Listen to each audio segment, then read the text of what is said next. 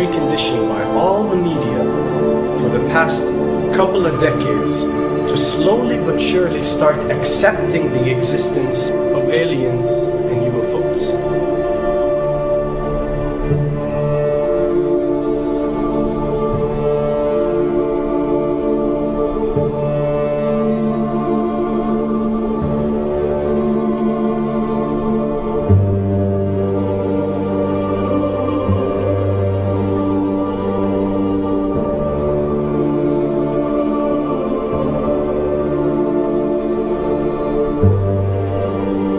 I can tell you right now that 99% of every UFO sighting that has ever taken place has actually not been an unidentified flying object, because this has always been military technologies.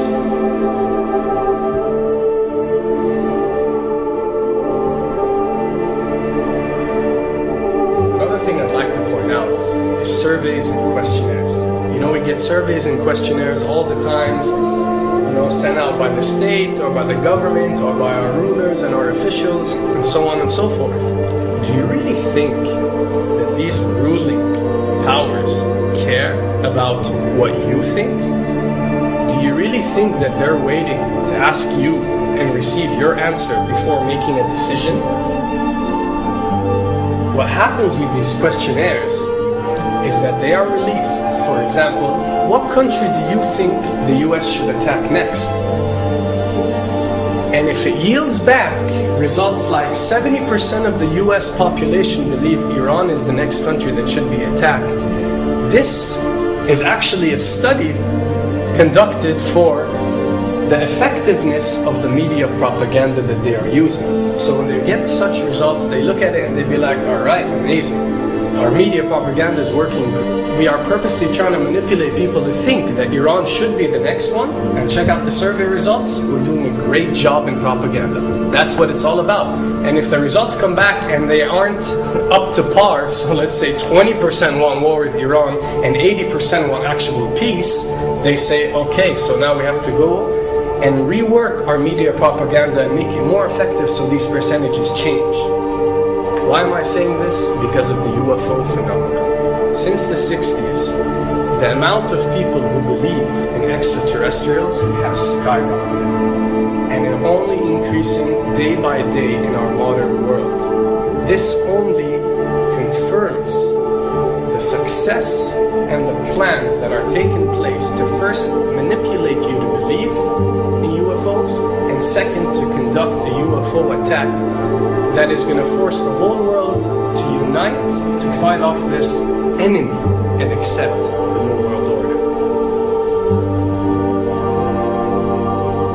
A former Canadian government official is warning we may be on the verge of intergalactic war, saying, quote, the Bush administration has finally agreed to let the military build a forward base on the moon, which will put them in a better position to keep track of the comings and goings of visitors from space, and to shoot at them if they so decide. I was introduced to the late Dr. Wernher von Braun in the U.S., the father of rocketry. In my first meeting with him, during that first 3.5 hours, he said to me, Carol, you will stop the weaponization of space, because there is a lie being told to everyone that the weaponization of space is now first being based upon the evil empire, the Russians. There are many enemies, he said, against whom we're going to build this space-based weapon system. The first of whom was the Russians, which was existing at that time. Then there would be terrorists. Then there would be third world countries. Now we call them rogue nations or nations of concern. Then there would be asteroids.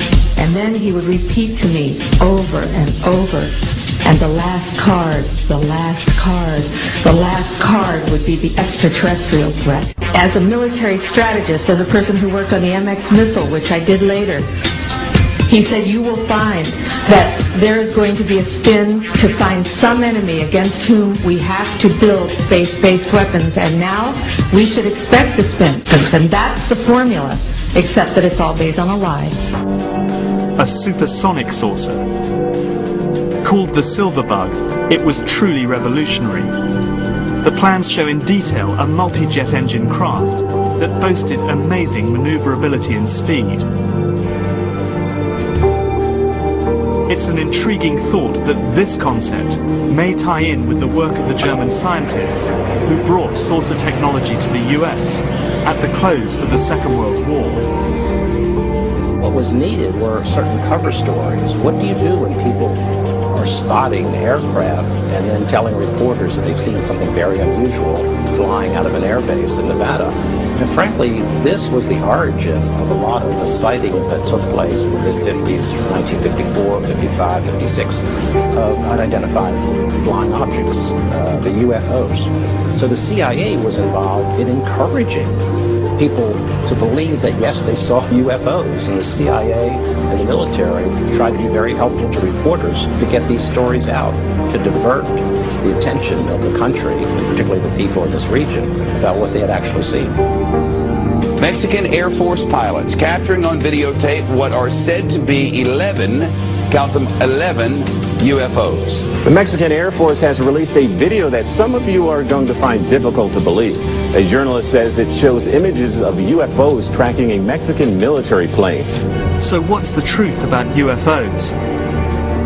The story of successive attempts to develop radically new forms of flight, conducted under the strictest secrecy, is inextricably bound up with our relationship with UFOs over the last 60 years. Whether it's Allied pilots buzzed by strange balls of fire in 1942, or the Roswell incident 5 years later, there is a strong case to be made that secret military technology offers a convincing explanation for many UFO stories. Anytime the government has secrets that they can keep from us, they can manipulate us by those secrets. In essence, they still remain 25 years at least ahead of us in technology, information, and knowledge, and secrets, and they are using them against us. I heard over the years many times over that the plan to usher in the New World Order would be to make all the people in this country and around the world feel totally helpless to prevent the New World Order from occurring, this world dominance plan, by saying that we had been invaded by aliens, so that we would say, oh please UN, come in and help us all.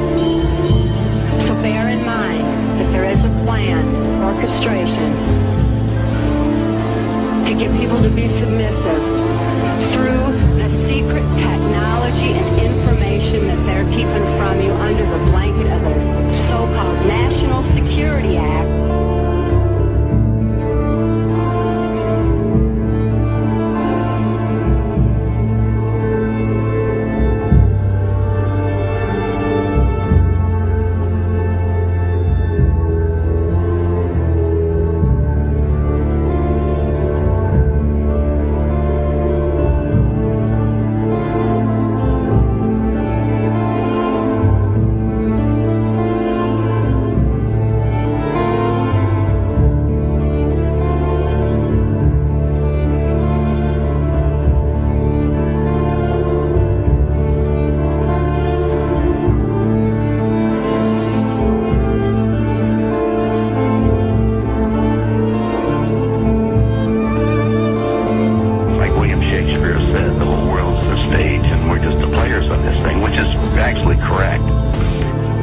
Perhaps we need some outside universal threat to make us recognize this common bound.